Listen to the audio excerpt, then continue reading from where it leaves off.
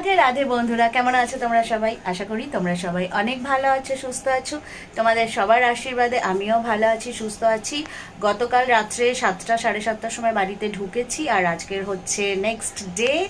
আর এখন ঘড়িতে বাজে 10:30। স্নান করে ঠাকুর ঘরে এসেছি, সেই পুরনো রুটিনে ফিরে এসেছি। সব থেকে আগে হচ্ছে আজকে ঠাকুর দেবো। কালকে ট্রেনের মধ্যে করে রায়কে নিয়ে এসেছি, মানে ঠিক মনটাও ভালো লাগছিল না। রায়ের কালকে একদমই ভালো করে সেবা যত্ন খাওয়া দাওয়া কিচ্ছু হয়নি। তো আজকে ভেবেছি একটু ভালো করে ওকে আগে পঞ্চামৃত দিয়ে স্নান করাবো, স্নান করিয়ে পুজো টুজো দিয়ে ওকে আগে ভালো করে খাওয়াবো। না কালকে সারাটা দিন ওকে সেই শুয়েই রেখে দিয়েছিলাম, ওকে আর উঠাইনি। মানে চারিদিকে এত নোংরা নোংরা লাগছিল, নিজেরই ভাল লাগছিল না, ওকে আর কি ওঠাবো।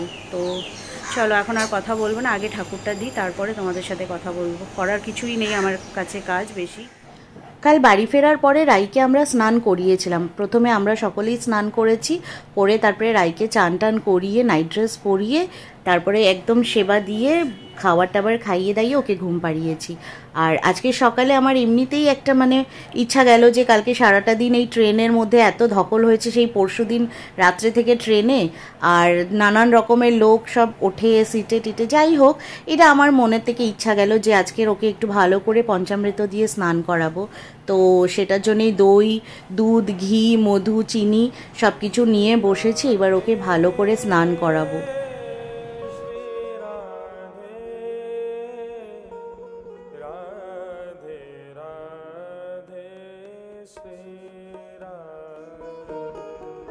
আমাদের সবার ট্রিপটা বেকার হলেও রায়ের ট্রিপটা কিন্তু খুব এনজয়েবল। মানে রায়কে দেখেই বোঝা গেছে যে রায় কিন্তু শিলংয়ে খুব এনজয় করেছে, আর এনজয় করবে না কেন। ওখানে সবথেকে বড় যেটা প্লাস পয়েন্ট রায়ের জন্য, সেটা হচ্ছে ওখানে গোপাল আছে, রায়ের সাথী একজন, আর একদম গোপালের সাথে সিংহাসনে বসতো সকাল থেকে নিয়ে, মানে যত যে কটা দিন ছিল ওখানে গোপালের সাথেই বসেছে। আর একদিন তো ওখানে আমাদের মণ্ডপে উৎসব দেওয়া হয়েছিল, তো সেখানেও রায়কে নিয়ে যাওয়া হয়েছিল কি। আর তাছাড়া রায়কে আর আমি কোথাও বার করতে পারিনি, এত বৃষ্টিতে আর কোথায় বার করব। তবে না বার করলেও কিন্তু রায় খুব এনজয় করেছে শিলংয়ের ট্রিপটা। খুব ভালো করে আমাদের রাধারানীকে পঞ্চামৃত দিয়ে মালিশ করে দিয়েছি সুন্দরভাবে, আর এইবার গঙ্গা জল দিয়ে স্নান করিয়ে দেবো। আজকের রাই যা যা পরবে, ওর জামা কাপড়, ওর সমস্ত গয়নাগাটি সমস্ত কিছু জানো কে রেডি করে দিয়েছে আমাকে? হ্যাঁ, তাতাই। সেই 7 তাড়াতাড়ি স্নান করেছে। যেই শুনেছে আজকে রাইকে পঞ্চামৃত স্নান হবে, তার এক্সাইটমেন্ট লেভেলই আলাদা। সে 7 তাড়াতাড়ি স্নান করে এসেছে, আমার পেছনে পেছনে ঢুকেছে, পাশেই বসে আছে। কিন্তু যেহেতু আমি ঠাকুর দিচ্ছি বলে তাকে আর নিতে পারলাম না ফ্রেমে। সমস্ত গয়না গাটি থেকে শুরু করে ম্যাচিং করে ড্রেস সমস্ত কিছু ও রেডি করে আমার হাতের কাছে দিয়েছে। আমি বসে বসে শুধু সমস্ত ওকে রেডি করছি। প্রচুর গরম তো ওই জন্য না ভাবছি কি বেশি কিছু গয়নাগাটি পরাবো না, একদম হালকা হালকা করে একটা একটা করেই পরাবো। এতদিন বেশ ভালো আরামে ছিল শিলংয়ে ঠান্ডার মধ্যে, আর বেশ ভালো করে জামা কাপড় গয়নাগাটি সব পরিয়ে পরিয়ে রাখতাম। কিন্তু আবার এই কলকাতায় ফিরে আসার পরে সেই আবার কম কম করে গয়না, কম কম করে মানে হালকা পাতলা কটনের জামা, এইগুলোতে ফিরে আসতে হবে। তো আমাদের সাজুগুজু কমপ্লিট হয়ে গেছে। বন্ধুরা বলো তো রাইকে কেমন লাগছে দেখতে? নজর কিন্তু দিও না কেউ, হ্যাঁ, শুধু বলবে কেমন লাগছে। বাড়ি ফিরে আসার খুশিতে জেঠু আবার রায়ের জন্য আজকের আম এনেছে। তো আজকের ভোগে হচ্ছে আম আর মিষ্টি। জানো তো বন্ধুরা, আমার গুরুদেব জবে থেকে আমার লাইফে এসেছেন, আমার লাইফটা এত চেঞ্জ হয়ে গেছে, মানে কি বলবো, মানে আমি কি ছিলাম আর এখন আমি কি হয়ে গেছি নিজেই ভাবতে পারি না। আর গুরুদেবের আশীর্বাদেই কিন্তু রাইও আমার কাছে এসেছে। না হলে তোমাদেরকে তো আগের ভিডিওগুলোতে বলেইছি, রাই কিন্তু শিলংয়ের জন্য এসেছিল। মা এনেছিল রাইকে সেবা দেবে বলে শিলংয়ে নিয়ে যাবে, ওখানে আমাদের গপুটা একা একা, তাই জন্য রাই। কিন্তু রাই এই বাড়িতে আসার পরে আর এই বাড়ি থেকে গেল না। শিলংয়েও যখন নিয়ে যাচ্ছিলাম খুব চিন্তায় ছিলাম যে নিয়ে তো যাচ্ছি, গপু আবার আসতে দেবে তো রাইকে। কিন্তু দেখলাম যে না, রাই আমার সাথেই থাকবে, আমার হাতেই সেবা নেবে।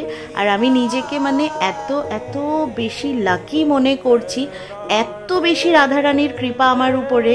মানে আমার মতন পাপী একটা অধম্য মানুষের জীবনে যে রাধারানীর এত কৃপা হতে পারে, নিশ্চয়ই কোনো না কোনো জন্মে কিছু না কিছু পুণ্য আমি করেছি, যার ফলেতেই আজকে রায়ের আমার এত কৃপা যে ওর সেবা আমি নিজের হাতে পেয়েছি।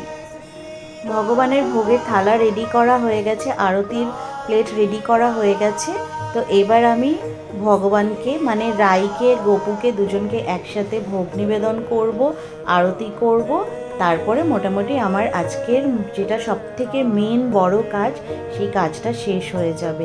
আর জানো তো, এই তোমাদের সাথে গল্প করছি, এখানে তো 3-4 মিনিটের ভিডিও মনে হচ্ছে, এই সমস্তটা করতে মোটামুটি 2 ঘন্টা আগে আমি এসেছি, প্রায় 2 ঘন্টা হয়ে গেছে।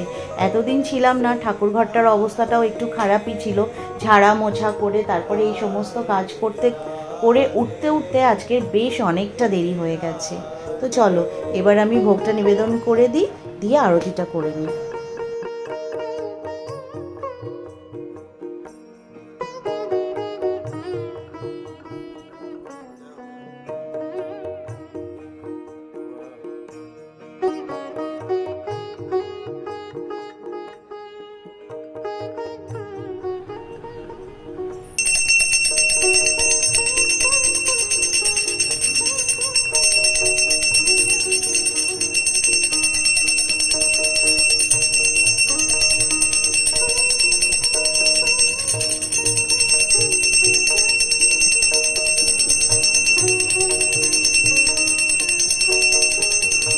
আজকের মতন ঠাকুরের সেবা শেষ। এবার আমাদের সেবাতে কি রান্না হচ্ছে সেটা দেখতে রান্নাঘরে আসলাম। চৈতালি রান্না করছে, আর রান্না বড্ড সিম্পল বলেছি, মুগের ডাল বলেছি টমেটো দিয়ে ভালো করে করতে, আলু সয়াবিনের একটা তরকারি হচ্ছে, আর ওইদিকে কড়ার মধ্যে যেটা ফুটছে, যেটা দেখলে তোমরা, চলো আরেকবার দেখাই, এই যে এটা হচ্ছে আলু বেগুন আর বড়ি দিয়ে একটা তরকারি।